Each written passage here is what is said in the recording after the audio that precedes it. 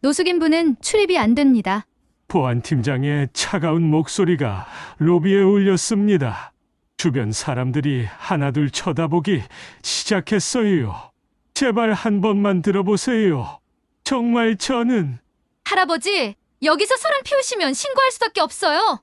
그때 엘리베이터에서 도윤이가 내려왔습니다. 제 아들이었어요. 도윤아! 제 목소리가 간절했습니다. 도윤이가 잠시 걸음을 멈췄어요. 우리는 눈을 마주쳤습니다. 최 대표님, 아시는 분이세요? 임원이 조심스럽게 물었습니다. 도윤이가 잠시 망설이더니 대답했어요. 아니요. 모르는 분입니다. 그 말이 가슴을 찔렀습니다. 모르는 분이라니요. 할아버지, 빨리 나가세요. 보안팀장이 목소리를 높였어요. 사람들의 시선이 따가웠습니다. 그래, 내 피로 세운 회사였는데 주먹이 절로 쥐어졌습니다. 손톱이 손바닥에 박힐 정도로 꽉 쥐었어요. 도윤이는 저를 한 번도 돌아보지 않고 밖으로 나갔습니다. 제가 30년 넘게 키운 회사에서 쫓겨나는 순간이었어요. 그들은 몰랐습니다. 제가 누구인지, 이 건물이 누구 것인지 말이죠. 이야기를 시작하기에 앞서 좋아요와 구독을 눌러주신다면 내일은 2배로 건강해지실 거예요. 안녕하세요. 저는 최영만입니다. 올해 78이죠. 혹시 만나게 먹자라는 간편식품 브랜드 기억하시나요? 전국 어디서나 볼 수 있던 그 빨간 글씨 말입니다. 그 회사를 일군 사람이 바로 저예요. 아무것도 없던 시절 손수레 하나로 시작해서 전국 매출 1위까지 올려놓았거든요. 지금도 가끔 TV에서 제 인터뷰 영상이 나와요. 창업 신화의 주인공 최영만 회장이라는 자막과 함께 말이죠. 그때는 정말 바빴습니다. 하루에 15시간씩 일했고 전국 어디든 달려갔어요. 직원들 월급 밀리는 일만은 절대 없게 하겠다는 생각 하나로 버텼죠. 그런데 참 신기한 게 그렇게 성공했다고 소문났던 제가 지금은 이런 곳에 살고 있어요. 서울역 뒤편 쪽방촌이라고 하나요. 3평 남짓한 방 하나가 제 전부입니다. 벽에는 곰팡이가 슬어 있고 수도꼭지에서는 누런 물이 나와요. 그래도 한 달에 20만 원이면 충분하니까 나쁘지 않죠. 어떻게 이렇게 됐냐고요. 아무래도 나이가 들면서 몸이 말을 안 듣기 시작했거든요. 당뇨에 고혈압까지 왔고 기억력도 예전 같지 않았어요. 그래서 회사 경영권을 큰아들 도윤이에게 넘겼습니다. 48살이니까 충분히 할 수 있다고 생각했거든요. 도윤이는 똑똑한 아이예요. 서울대 경영학과를 나왔고 외국에서 공부도 했죠. 처음에는 정말 잘해줬어요. 아버지, 이제 편히 쉬세요. 제가 다 알아서 할게요라고 했거든요. 그 말이 얼마나 고마웠는지 몰라요. 그런데 시간이 지나면서 조금씩 달라지기 시작했습니다. 처음에는 일주일에 한 번씩 안부 전화를 하던 도윤이가 한 달에 한 번, 그 다음에는 명절에만 연락하더군요. 제가 회사 일에 대해 물어보면 아버지는 이제 신경 쓰지 마세요라고 말했어요. 그러더니 어느 날부터는 아예 다른 이야기를 꺼내기 시작했습니다. 요양병원 이야기 말이죠. 아버지, 혼자 계시기 불안해요. 좋은 곳 알아봤는데 한번 가보시는 게 어떨까요라고 하더군요. 저는 아직 멀쩡한데 말입니다. 마지막으로 만났던 날을 지금도 생생히 기억해요. 강남에 있는 고급 식당이었죠. 도윤이가 양복을 말끔히 차려입고 나타났는데 예전보다 살이 많이 쪘더라고요. 아무래도 잘 먹고 잘 살고 있는 모양이었어요. 아버지, 솔직히 말씀드릴게요. 이제 시대가 바뀌었어요. 아버지 방식으로는 회사를 운영할 수 없어요. 그냥 편히 쉬세요. 그 말을 들었을 때 가슴이 철렁했습니다. 제 방식이라고 했거든요. 손수레 끌고 시작해서 전국 1위까지 만든 그 방식이 이제는 구식이라는 뜻이었죠. 그러니까 저는 이제 필요 없는 사람이라는 말이었어요. 도윤아, 그래도 아버지 말 한번 들어보지 않을래? 요즘 젊은 소비자들 취향이 많이 바뀌었더라고. 건강식품 쪽으로 방향을 틀어보는 게 어떨까? 아버지, 그런 건 이미 다 알아서 하고 있어요. 걱정하지 마세요. 그게 마지막 대화였습니다. 그 이후로 도윤이는 연락을 끊었어요. 제가 전화를 해도 받지 않고 집에 찾아가도 만나주지 않았거든요. 비서가 나와서 회장님께서는 바쁘시다고 말할 뿐이었죠. 지금 이쪽 방에서 혼자 지낸 지 벌써 3년이 됐어요. 처음에는 정말 힘들었습니다. 아무도 찾아오지 않는 이 작은 방에서 무엇을 하며 살아야 할지 모르겠더라고요. 텔레비전도 없고 할 일도 없으니까 하루가 참 길었어요. 그래도 요즘은 조금 나아졌어요. 매일 아침 7시에 일어나서 근처 공원을 한 바퀴 돌고 오후에는 도서관에서 신문을 읽어요. 저녁에는 집 앞 분식집에서 라면 한 그릇으로 하루를 마무리하죠. 그렇게 하루하루 버티고 있습니다. 가끔 제 자신에게 물어봐요. 나는 정말 필요 없는 사람이 될까? 이렇게 조용히 사라져야 하는 걸까? 그런데 이상하게도 아직은 답을 찾지 못하겠어요. 몸은 늙었지만 마음은 여전히 뭔가를 하고 싶거든요. 오늘도 그런 하루가 시작됩니다. 아침 햇살이 쪽방 창문으로 스며들었습니다. 어제와 똑같은 하루가 시작되는 거죠.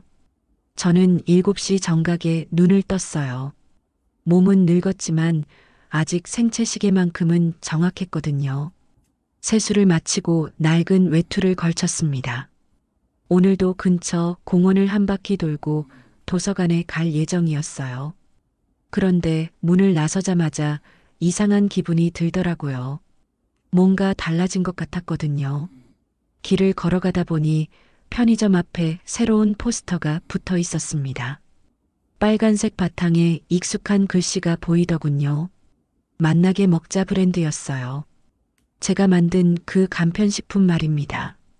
그런데 포스터를 자세히 보니 가슴이 답답해졌습니다. 하단에 적힌 글씨 때문이었어요. 최도윤 대표이사라고 적혀 있더라고요. 제 이름은 어디에도 없었습니다. 창립자라는 말도 회장이었다는 기록도 없었어요. 저는 포스터 앞에서 한참을 서 있었습니다. 지나가는 사람들이 이상하게 쳐다봤지만 신경 쓰지 않았어요. 그냥 씁쓸한 마음이 들었거든요. 내 이름은 이제 이 세상에서 지워졌구나. 혼잣말이 저절로 나왔습니다. 30년 넘게 키워온 회사에서 제가 완전히 사라진 거였어요.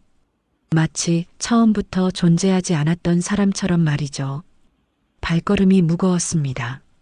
공원으로 가는 길에 버스 정류장이 있었는데 거기서 잠시 쉬기로 했어요. 벤치에 앉아서 지나가는 버스들을 바라봤습니다. 사람들은 모두 바빠 보였어요. 어딘가 중요한 곳으로 가는 모양이었죠. 그때 젊은 남자 둘이 제 옆을 지나갔습니다. 30살쯤 되어 보이는 회사원들이었어요.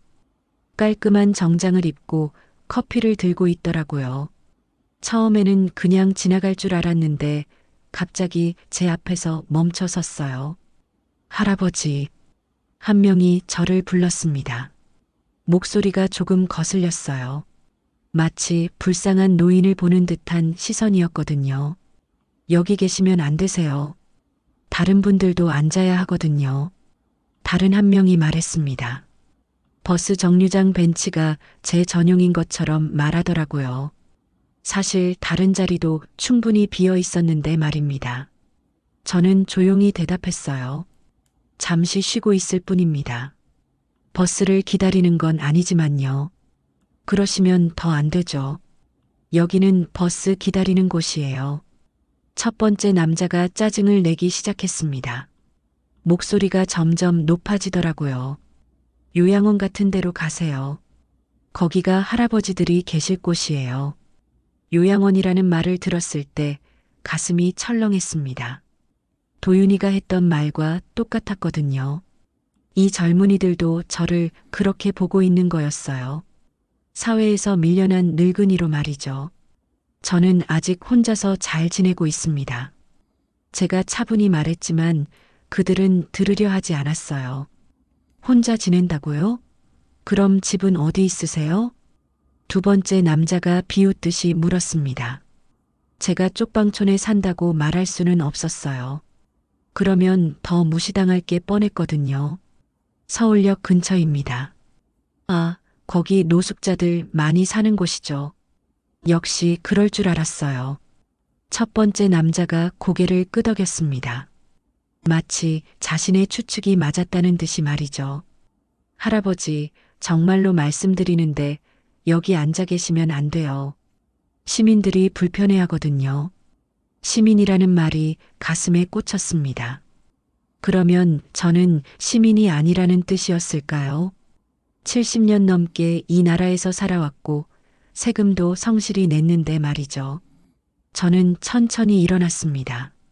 더 이상 말해봐야 소용없다는 걸 알았거든요. 그들에게 제가 과거에 회장이었다고 말해도 믿지 않을 게 뻔했어요. 알겠습니다. 가겠어요. 네, 그러세요. 그리고 다음부터는 이런 곳에 오시면 안 되세요. 두 번째 남자가 마지막 일침을 가했습니다. 마치 저에게 훈계를 하는 것처럼 말이죠. 저는 아무 말 없이 그 자리를 떠났습니다. 뒤에서 그들이 뭔가 말하는 소리가 들렸지만 듣고 싶지 않았어요. 아마 제 험담을 하고 있을 거였거든요. 걸음걸음이 무거웠습니다. 오늘 하루 동안 두 번이나 같은 말을 들었어요. 포스터에서는 제 이름이 지워졌고 길에서는 요양원으로 가라는 말을 들었죠. 이게 우연의 일치일까요? 공원에 도착했지만 산책할 기분이 아니었습니다. 벤치에 앉아서 하늘을 바라봤어요. 구름이 빠르게 지나가고 있었죠. 시간도 그렇게 빠르게 흘러간 것 같았어요. 문득 도윤이 생각이 났습니다.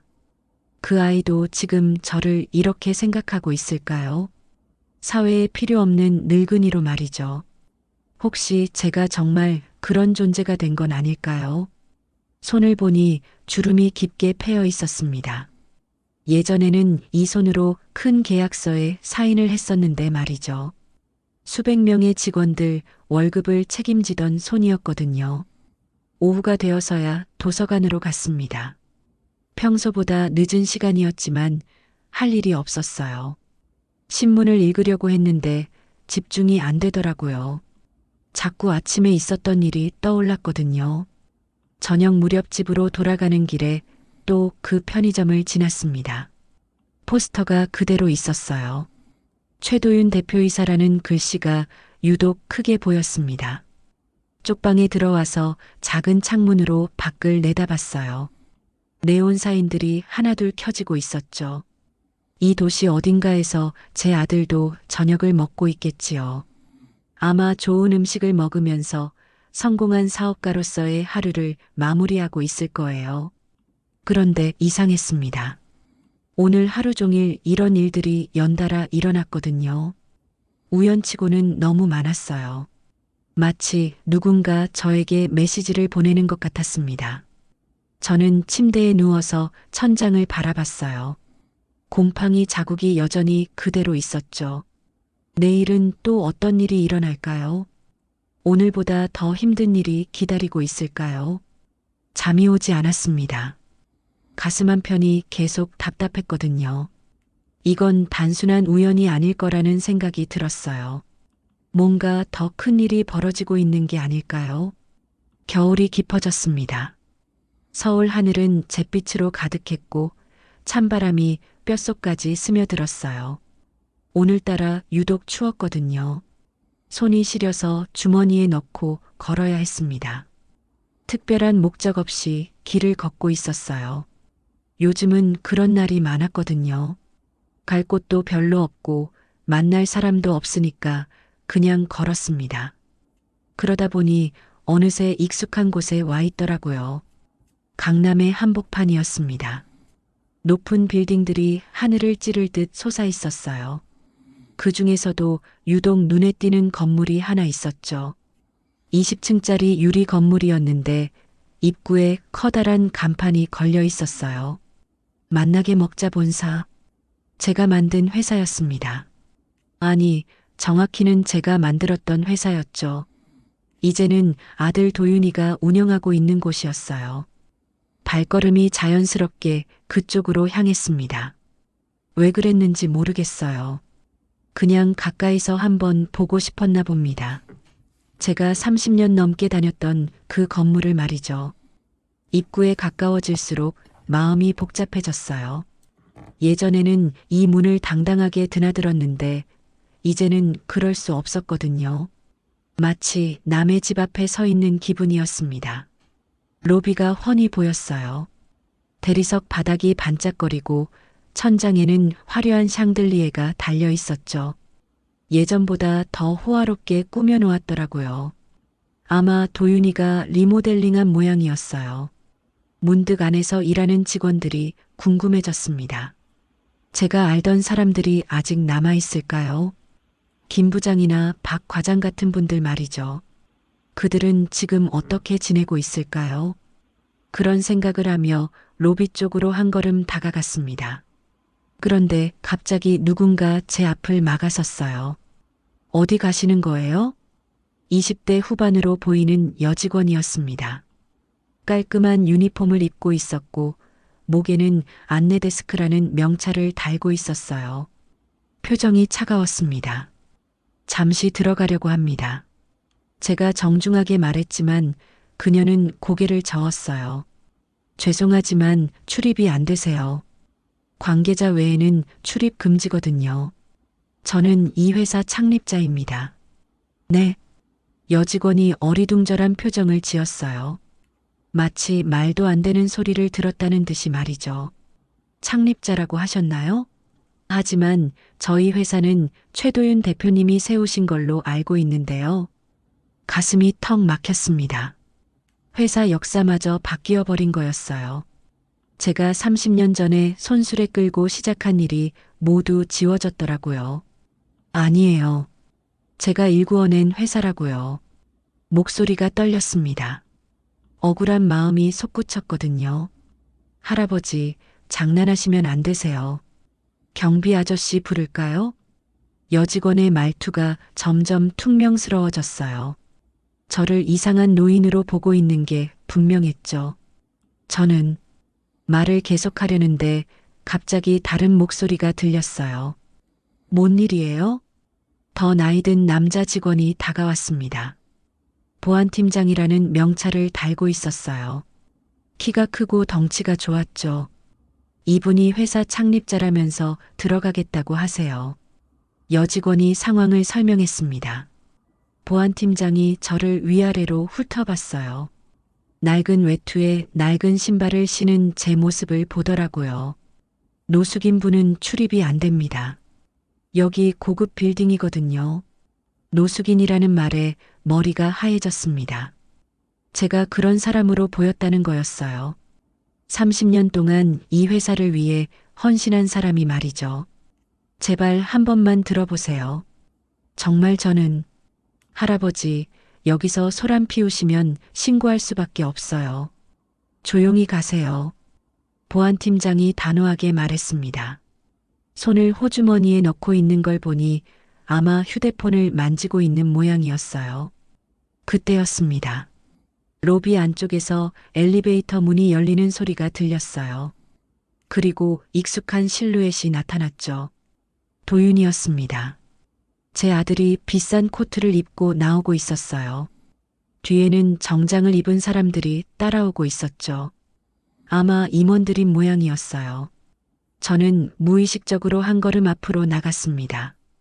그 아이를 부르고 싶었거든요. 아버지가 왔다고, 여기 서 있다고 말이죠. 도윤아. 제 목소리가 로비에 울렸습니다. 도윤이가 걸음을 멈췄어요. 그리고 천천히 제 쪽을 돌아봤습니다. 몇 초 동안 우리는 눈을 마주쳤어요. 도윤이의 표정을 똑똑히 봤습니다. 놀라지도 않았고 반갑지도 않았어요. 그냥 차갑기만 했죠. 아버지. 도윤이가 작은 소리로 중얼거렸습니다. 하지만 다가오지는 않았어요. 오히려 더 멀리 서 있으려고 하더라고요. 도윤아, 아버지야. 한 번만 얘기하자. 제가 간절하게 말했지만 도윤이는 고개를 돌렸습니다. 그리고 옆에 있던 임원에게 뭔가 속삭였어요. 최 대표님 아시는 분이세요? 임원 중 한 명이 조심스럽게 물었습니다. 도윤이가 잠시 망설이더니 대답했어요. 아니요. 모르는 분입니다. 그 말이 가슴을 찔렀습니다. 모르는 분이라니요. 제가 그 아이를 키우고 가르치고 회사까지 물려준 아버지인데 말이죠. 그럼 보안팀에서 처리하겠습니다. 임원이 보안팀장에게 신호를 보냈어요. 보안팀장이 제게 다가왔습니다. 할아버지, 이제 정말 가셔야 해요. 더 있으시면 경찰 불러야 합니다. 잠깐만요. 제발 한 번만. 제가 도윤이에게 손을 뻗었지만 그 아이는 이미 돌아서고 있었어요. 임원들과 함께 건물 밖으로 나가더라고요. 저를 한 번도 다시 돌아보지 않으면서 말이죠. 주먹이 절로 쥐어졌습니다. 손톱이 손바닥에 박힐 정도로 꽉 쥐었어요. 분노와 서러움이 동시에 솟구쳤거든요. 그래, 내 피로 세운 회사였는데 혼잣말이 터져 나왔습니다. 정말 그랬어요. 제 피와 땀과 눈물로 일군 회사였거든요. 밤낮 없이 일하고 돈 한 푼 아껴가며 키운 곳이었어요. 할아버지, 빨리 나가세요. 보안팀장이 목소리를 높였습니다. 주변 사람들이 저를 쳐다보기 시작했어요. 모두 이상한 노인을 보는 시선이었죠. 저는 천천히 발걸음을 돌렸습니다. 더 이상 여기 있어봐야 소용없다는 걸 알았거든요. 도윤이는 저를 아버지로 인정하지 않았고 직원들은 저를 노숙인으로 봤어요. 건물을 나오니 찬바람이 더 차갑게 느껴졌습니다. 얼굴이 얼얼했어요. 눈물이 날 것 같았지만 참았습니다. 이런 곳에서 울 수는 없었거든요. 길 건너편에서 제가 나온 회사 건물을 바라봤어요. 여전히 반짝거리고 있었죠. 하지만 이제 저와는 아무 상관없는 곳이 되어버렸습니다. 도윤이의 마지막 표정이 자꾸 떠올랐어요. 차갑고 무관심한 그 눈빛 말이죠. 제가 정말 그 아이에게 필요 없는 존재가 된 걸까요? 주머니 속 손이 아직도 떨리고 있었습니다. 분노인지 슬픔인지 알 수 없었어요. 아마 둘 다였을 거예요. 어둠이 깔리기 시작했습니다. 네온 사인들이 하나둘 켜지고 사람들은 집으로 돌아가고 있었어요. 저만 혼자 이 차가운 거리에 서 있었죠. 오늘 일어난 일이 꿈이었으면 좋겠다는 생각이 들었습니다. 하지만 현실이었어요. 제 아들이 저를 모르는 사람이라고 한 것도, 제가 노숙인 취급을 받은 것도 모두 진짜였거든요. 집으로 돌아가는 길이 유독 멀게 느껴졌습니다. 회사 앞에서 돌아온 그날 이후로 모든 게 달라졌습니다. 마치 마지막 신락 같은 희망마저 끊어진 것 같았어요. 밥맛도 없고 잠도 오지 않았거든요. 며칠 뒤 더 큰 문제가 생겼습니다. 갑자기 가슴이 답답해지고 숨이 막히더라고요. 식은땀이 흘렀고 어지러움까지 왔어요. 아무래도 병원에 가야 할 것 같았습니다. 근처 종합병원 응급실로 갔어요. 의사가 여러 검사를 했는데 결과가 좋지 않았습니다. 당뇨가 악화되었고 혈압도 위험 수준까지 올라갔더라고요. 입원하셔야 합니다. 최소 일주일은 지켜봐야 해요. 의사가 심각한 표정으로 말했어요. 그런데 문제는 돈이었습니다. 입원비며 치료비가 만만치 않았거든요. 보험은 어떻게 되세요? 간호사가 물었습니다. 저는 기초생활수급자였어요. 그나마 일부는 지원받을 수 있었지만 전액은 아니었죠. 일단 치료받으시고 나중에 상담받으세요. 결국 사흘 동안 입원했습니다. 그런데 퇴원할 때 받은 청구서를 보고 깜짝 놀랐어요. 300만 원이 넘었거든요. 제가 감당할 수 없는 금액이었죠.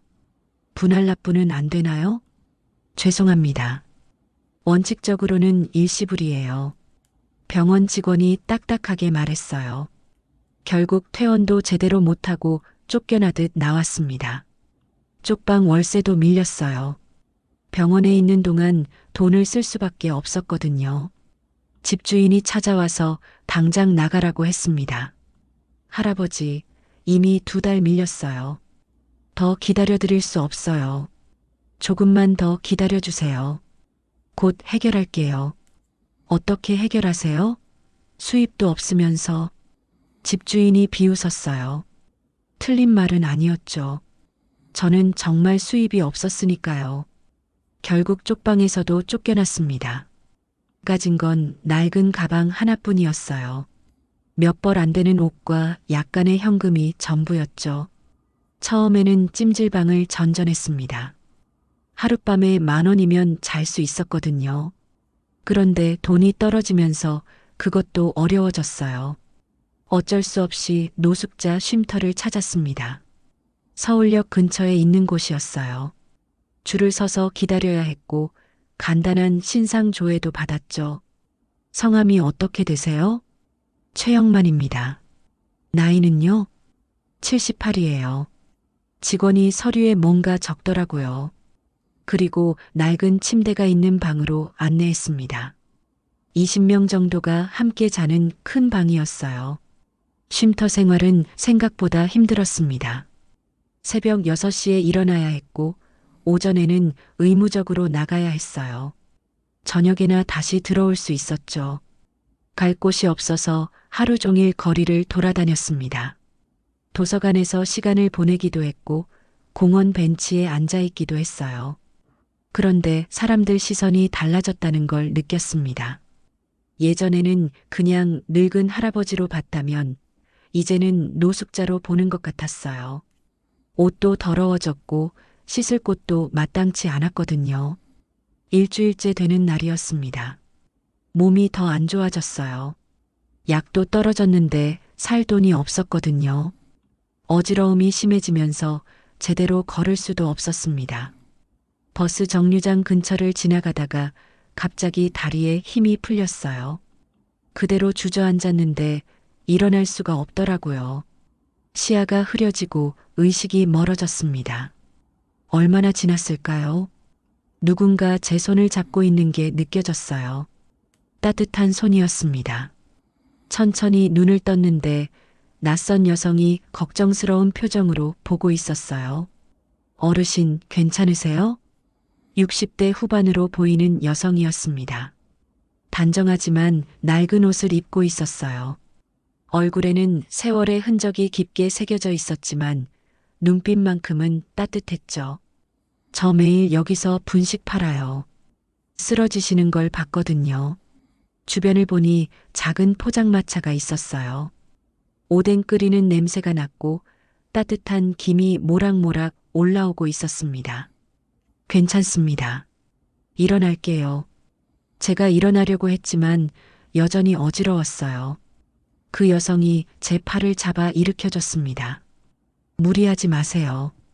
일단 여기 앉으세요.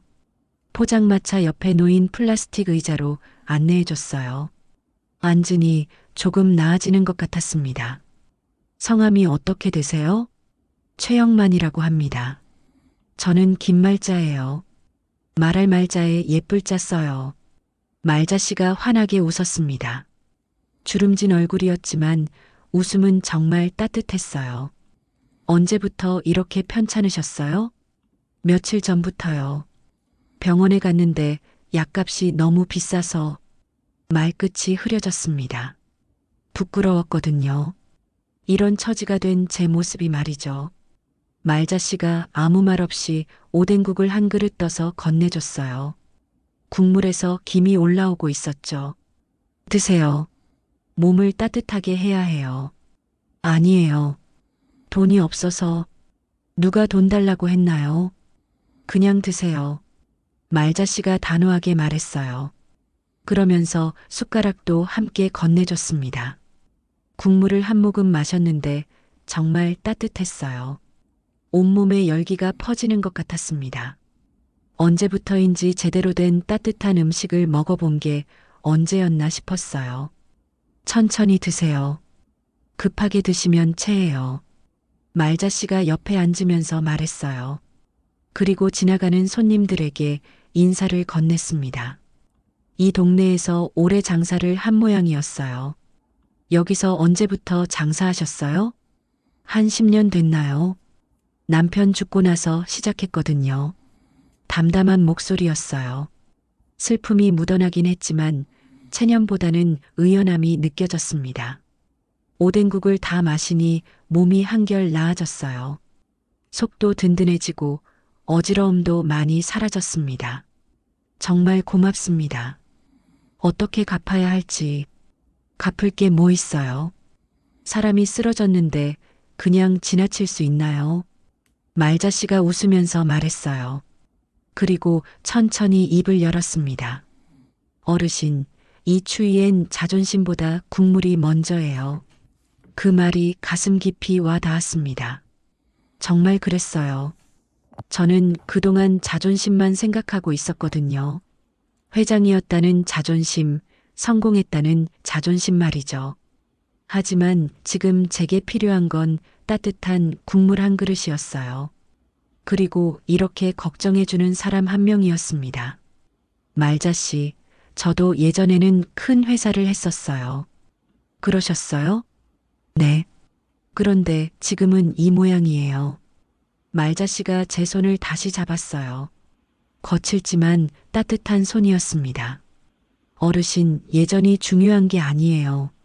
지금이 중요하죠. 맞는 말이었어요. 과거의 회장이었던 것보다 지금 이 순간을 어떻게 살아가느냐가 더 중요했습니다. 해가 저물기 시작했어요. 거리에 불빛들이 하나둘 켜지고 있었죠. 말자 씨는 포장마차 정리를 시작했습니다. 어르신, 내일도 여기 계실 거예요? 아마도요. 그럼 내일 또 봐요. 몸조리 잘하세요. 말자 씨가 환하게 웃으며 작별 인사를 했어요. 그 웃음을 보고 있으니 오랜만에 마음이 따뜻해졌습니다. 쉼터로 돌아가는 길에 생각해 봤어요. 오늘 말자 씨를 만나지 않았다면 어떻게 됐을까요? 아마 그대로 쓰러져서 큰일 날 뻔했을 거예요. 세상에는 아직 따뜻한 사람들이 있었습니다. 말자 씨처럼 어려운 처지에서도 다른 사람을 돌봐주는 사람들이 말이죠. 그날 밤 쉼터에서 잠을 이루지 못했어요. 말자 씨가 한 말이 계속 떠올랐거든요.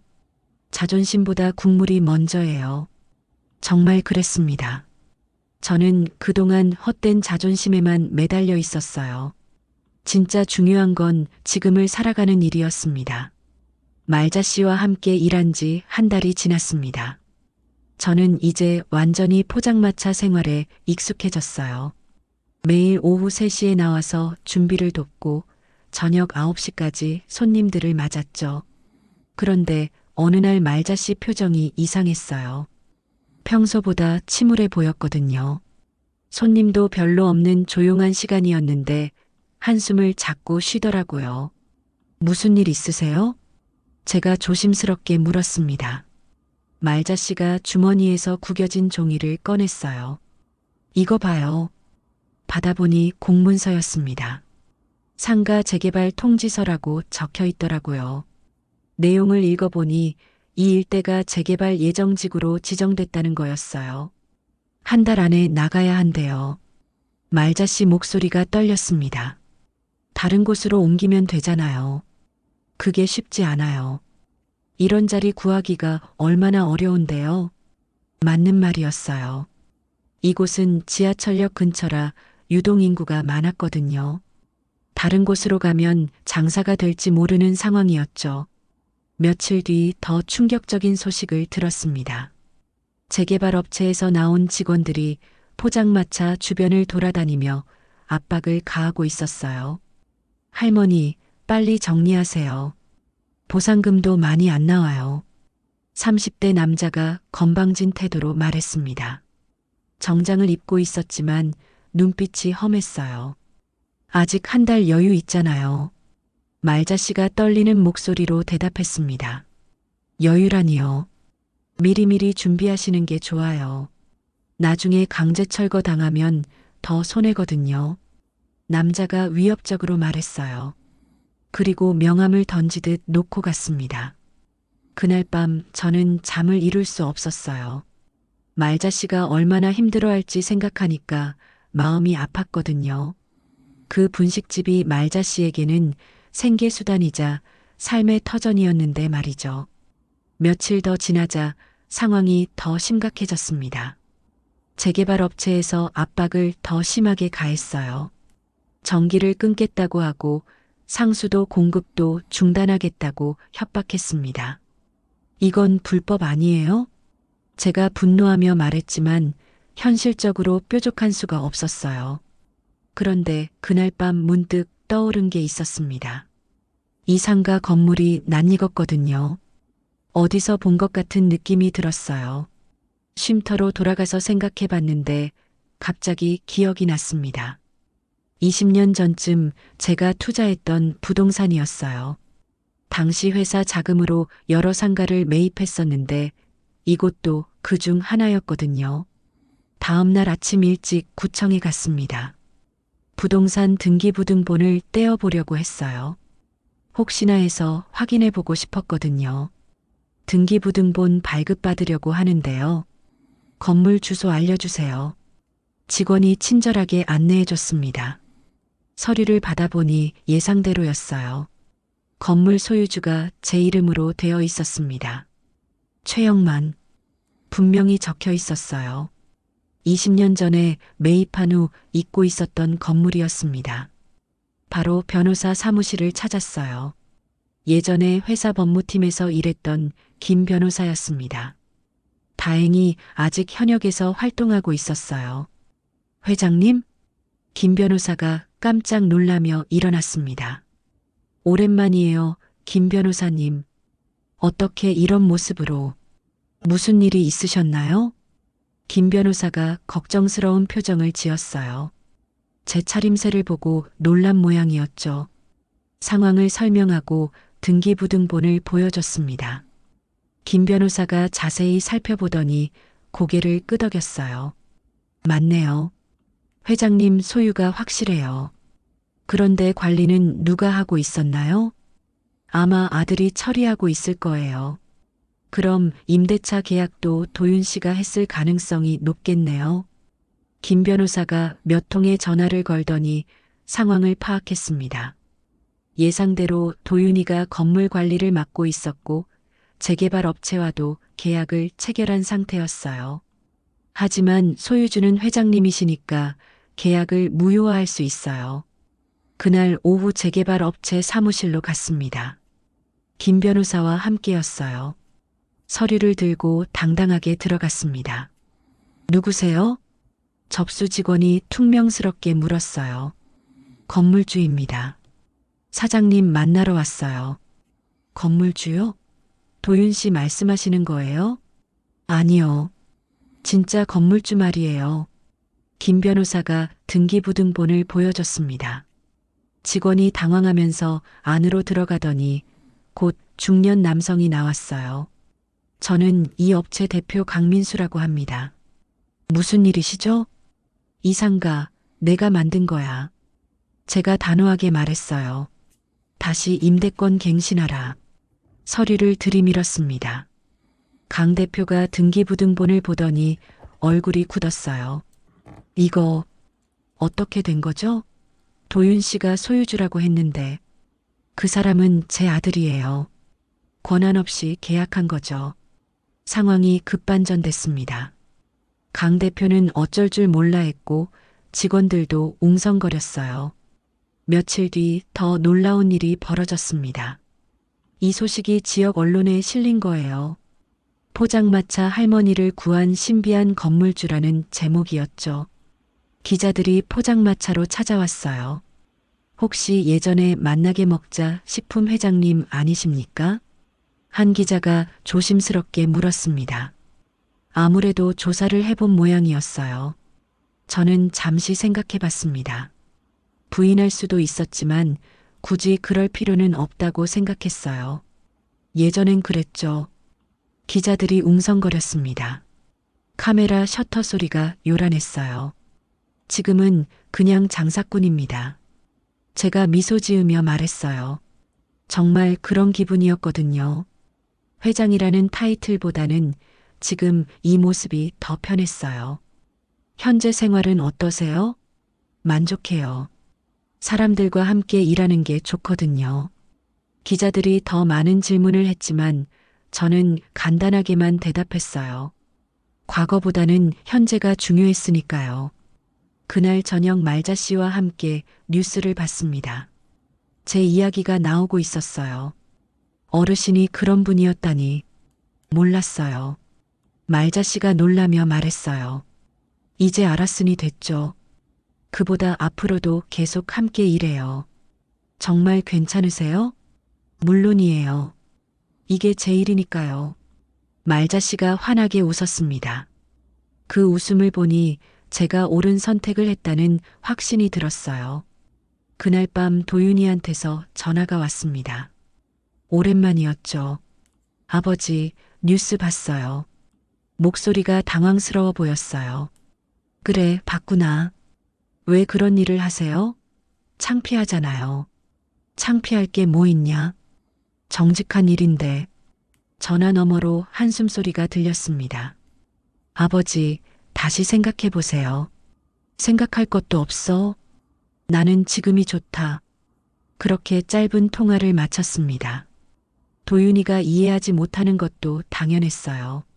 하지만 저는 후회하지 않았습니다. 뉴스가 나간 후 모든 게 달라졌습니다. 처음에는 호기심 어린 사람들이 포장마차를 찾아왔어요. 전 식품회사 회장이 포장마차에서 일한다는 소식 때문이었죠. 정말 회장님이세요? 젊은 직장인이 신기한 듯 물었습니다. 예전 얘기예요. 지금은 그냥 오뎅 삶는 할아버지죠. 제가 웃으며 대답했어요. 사람들이 처음에는 구경하러 왔지만 음식 맛을 보고는 진짜 단골이 됐습니다. 말자 씨와 제가 함께 끓인 오뎅국이 입소문을 탔어요. 할아버지와 할머니가 끓인 추억의 오뎅국이라는 별명까지 생겼죠. 손님들이 점점 늘어나면서 포장마차가 작아 보일 정도였어요. 어르신, 이렇게 바쁠 줄 몰랐어요. 말자 씨가 행복한 표정으로 말했습니다. 매출도 예전에 3배 가까이 늘었거든요. 한 달쯤 지났을 때 특별한 손님이 찾아왔어요. 20대 후반으로 보이는 청년이었는데 며칠 연속으로 와서 오뎅을 먹더라고요. 혹시 창업 준비하세요? 제가 물어봤더니 청년이 깜짝 놀랐어요. 어떻게 하셨어요? 표정을 보니까 뭔가 고민이 많아 보이더라고요. 청년의 이름은 박준호였습니다. 회사를 다니다가 그만두고 치킨집 창업을 준비 중이었어요. 하지만 자금도 부족하고 경험도 없어서 막막하다고 했죠. 사업 계획서 한번 봐드릴까요? 제가 제안했더니 준호 씨가 조심스럽게 서류를 꺼냈어요. 읽어보니 아이디어는 좋았지만 현실성이 부족했습니다. 여기 부분을 수정하시고 이 부분은 더 구체적으로 작성해 보세요. 조언을 해주니 준호 씨가 감사하다며 고개를 숙였어요. 정말 고맙습니다. 이런 조언 들을 곳이 없었거든요. 그 이후로 준호 씨뿐만 아니라 다른 창업 준비생들도 찾아오기 시작했어요. 소문이 났던 모양이었죠. 어느 날 말자 씨가 제안했습니다. 어르신, 정식으로 멘토링을 해보시는 게 어때요?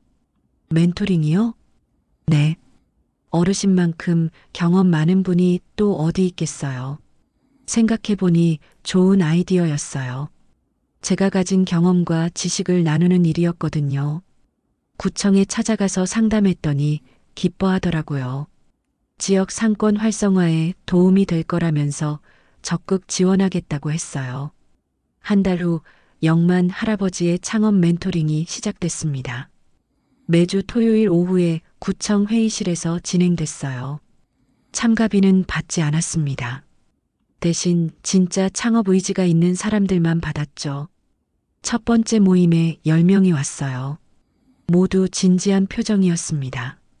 안녕하세요. 최영만입니다. 여러분과 함께 공부하려고 해요. 겸손하게 인사했더니 분위기가 한결 부드러워졌어요. 준호 씨도 참석했습니다. 사업 계획서를 다시 작성해서 가져왔는데 처음보다 훨씬 나아졌어요. 대출은 최소한으로 받으세요. 빚부터 지면 버티기 어려워요. 마케팅보다 맛이 먼저예요. 맛없으면 아무리 홍보해도 소용없거든요. 실무 경험을 바탕으로 조언했습니다. 젊은이들이 진지하게 들으면서 메모를 했어요. 두 번째 모임 때는 참가자가 20명으로 늘었습니다. 소문이 더 퍼진 모양이었어요. 사업은 혼자 하는 게 아니에요. 좋은 파트너를 만나는 게 중요해요. 제 경험담을 들려줬습니다. 성공 사례뿐만 아니라 실패 사례도 솔직하게 말했어요. 한 달이 더 지나자 첫 번째 성과가 나왔습니다. 준호 씨가 치킨집을 오픈한 거예요. 작은 가게였지만 정말 열심히 준비했더라고요. 할아버지 덕분이에요. 정말 감사해요. 준호 씨가 눈물까지 글썽이며 인사했습니다. 그 모습을 보니 제 마음도 뭉클했어요.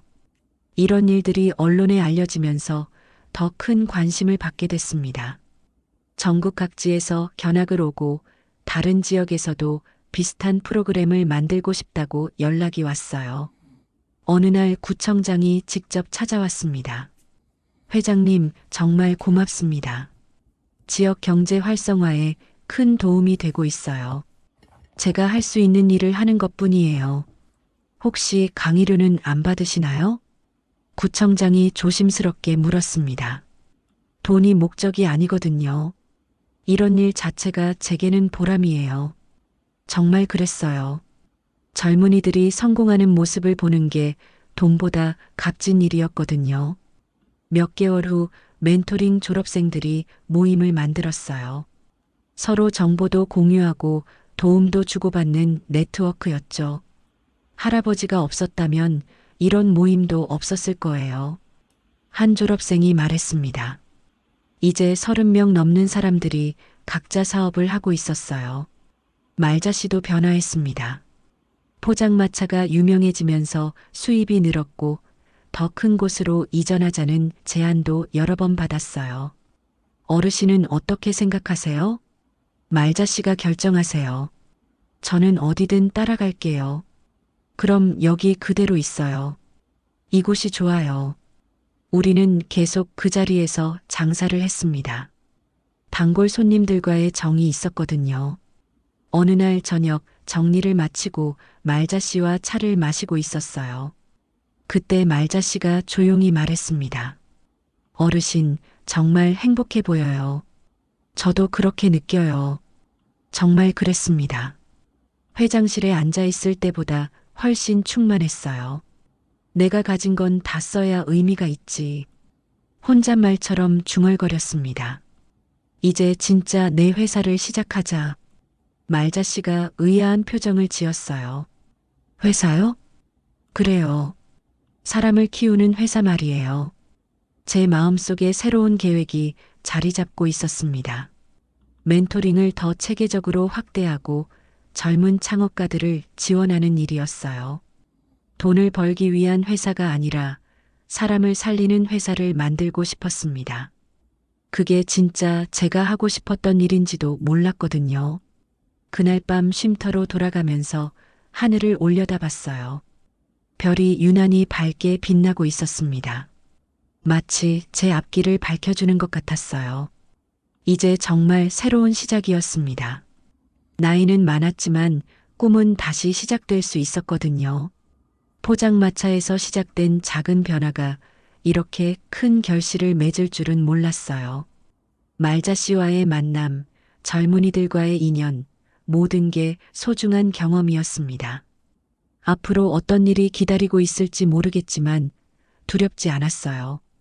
함께할 사람들이 있었고 할 일이 분명했거든요. 진짜 성공은 이제 시작인 것 같았습니다. 6개월이 흘렀습니다. 계절이 바뀌고 사람들도 바뀌었어요. 그리고 저도 완전히 다른 사람이 되었습니다. 버스 정류장 앞에는 새로운 간판이 걸려 있었어요. 버스 정류장 식당 최영만 김말자라고 적힌 예쁜 간판이었죠. 포장마차 대신 작은 식당을 차린 거였어요. 간판 아래에는 손으로 쓴 글귀가 있었습니다. 성공이 날 만든 게 아니다. 다시 일어선 내가 날 만들었다. 제가 직접 써서 붙인 글이었어요. 아침 8시 저는 식당 문을 열었습니다. 말자 씨는 이미 국물을 끓이고 있었어요. 구수한 냄새가 온 가게에 퍼졌죠. 어르신, 오늘도 일찍 오셨네요. 습관이 된 것 같아요. 정말 그랬어요. 이제 이 일이 제 일상이 되었거든요. 첫 번째 손님이 들어왔습니다. 멘토링 졸업생인 준호 씨였어요. 할아버지, 안녕하세요. 어서 와요, 준호 씨. 오늘은 어떻게 왔어요? 가게 오픈 한 달 만에 매출이 2배로 늘었어요. 인사드리려고요. 준호 씨가 환하게 웃었습니다. 정말 뿌듯한 순간이었어요. 오전에는 식당 일을 하고 오후에는 창업 상담실로 갔습니다. 구청에서 정식으로 사무실을 내주었거든요. 최영만 창업지원센터라는 이름까지 붙여줬어요. 상담실에는 매일 젊은이들이 찾아왔습니다. 꿈을 가진 청년들이었어요. 그들과 이야기하는 시간이 가장 즐거웠습니다. 할아버지, 실패가 무서워요. 25살 청년이 고민을 털어놨어요. 실패해봐야 성공할 수 있어요. 저도 수없이 실패했거든요. 정말이에요?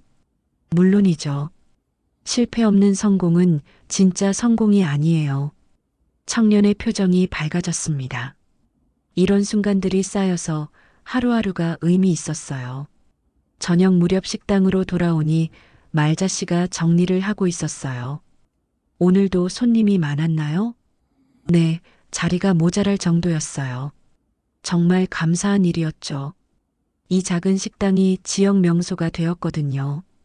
어느 날 특별한 손님이 찾아왔습니다. 도윤이었어요. 몇 달 만에 보는 아들이었죠. 아버지, 어서 와라, 도윤아. 어색한 인사였지만 그래도 반가웠어요. 음식 먹고 갈래? 네, 그럴게요. 도윤이가 조심스럽게 자리에 앉았습니다. 말자 씨가 따뜻한 오뎅국을 내왔어요. 맛있네요. 도윤이가 국물을 마시며 말했어요. 아버지가 이렇게 행복해 보이는 건 처음 봐요. 그래? 네. 예전에는 항상 피곤해 보이셨거든요. 도윤이의 말이 가슴에 와 닿았습니다. 그때는 저도 몰랐었거든요. 회사는 잘 되고 있냐? 네, 덕분에 잘하고 있어요. 그런데 도윤이가 말을 머뭇거렸어요. 뭐가 궁금한데? 어떻게 하면 아버지처럼 될 수 있을까요? 뭐가? 진짜 행복해지는 방법 말이에요. 저는 잠시 생각해 봤어요.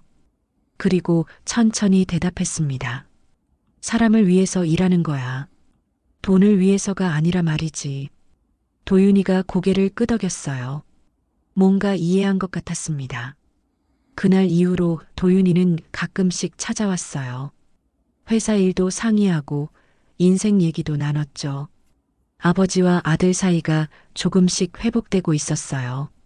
몇 주 후 또 다른 변화가 있었습니다. 창업지원센터가 성공 사례로 인정받아서 다른 지역에도 확산되기 시작한 거예요. 할아버지, 부산에서도 하고 싶다고 연락 왔어요. 직원이 신나서 말했어요. 그럼 가서 도와드려야죠. 이제 제 역할이 더 커졌습니다. 전국을 다니면서 창업 멘토링을 전파하는 일이었어요. 어느 날 아침 부산으로 출장을 가기 위해 버스 정류장에 서 있었습니다. 바로 제가 처음 쓰러졌던 그 자리였어요. 몇 달 전 이곳에서 절망했던 일이 떠올랐습니다. 그때는 정말 끝이라고 생각했거든요. 하지만 지금은 새로운 시작점이 되었어요. 버스가 도착했습니다. 문이 열리고 승객들이 내렸어요. 저는 천천히 버스에 올라탔습니다. 어디까지 가세요? 기사 아저씨가 친절하게 물었어요. 부산까지요. 네, 편히 가세요. 자리에 앉아서 창밖을 바라봤어요. 식당이 보였고 말자씨가 손을 흔들고 있었습니다. 마음이 따뜻해졌어요. 기사 아저씨가 다시 말을 걸었습니다. 혹시 출근하시는 거예요? 저는 웃으면서 대답했어요. 네, 이제 회사 출근해야지. 정말 그랬어요. 이제 저에게는 진짜 회사가 있었습니다. 사람을 키우고 꿈을 실현시켜주는 회사였죠. 버스가 출발했습니다. 창밖으로 도시 풍경이 스쳐 지나갔어요. 높은 빌딩들, 바쁜 사람들, 모든 게 예전과 달라 보였습니다. 예전에는 저도 저 빌딩 꼭대기에서 내려다보기만 했어요. 하지만 이제는 길 위에서 사람들과 함께 걸어가고 있었습니다. 진짜 성공이 뭔지 이제야 알 것 같았어요. 높은 곳에 오르는 게 아니라 많은 사람들과 함께 가는 거였습니다. 휴대폰이 울렸어요. 멘토링 졸업생들의 단체 메시지였습니다. 할아버지, 부산에서도 화이팅 하세요. 저희가 응원하고 있어요. 화면을 보니 웃음이 나왔어요. 이런 사람들이 있어서 하루하루가 행복했습니다. 버스는 고속도로로 접어들었어요. 앞으로 몇 시간 더 가야 했지만 전혀 피곤하지 않았습니다. 부산에서 만날 젊은이들을 생각하니 벌써 기대됐거든요. 저는 조용히 눈을 감았습니다. 그리고 생각했어요. 인생은 정말 끝까지 모르는 거구나. 78살에 새로운 삶이 시작될 줄 누가 알았겠어요. 이제 저는 진짜 회장이 되었습니다. 이름 없는 회장이었지만 그게 더 자랑스러웠어요. 그럼 오늘 이야기는 여기까지입니다. 영상을 시청해주신 모든 분들 고맙습니다. 저는 AI 나레이션 박정현이었습니다. 구독과 좋아요 부탁드립니다. 감사합니다.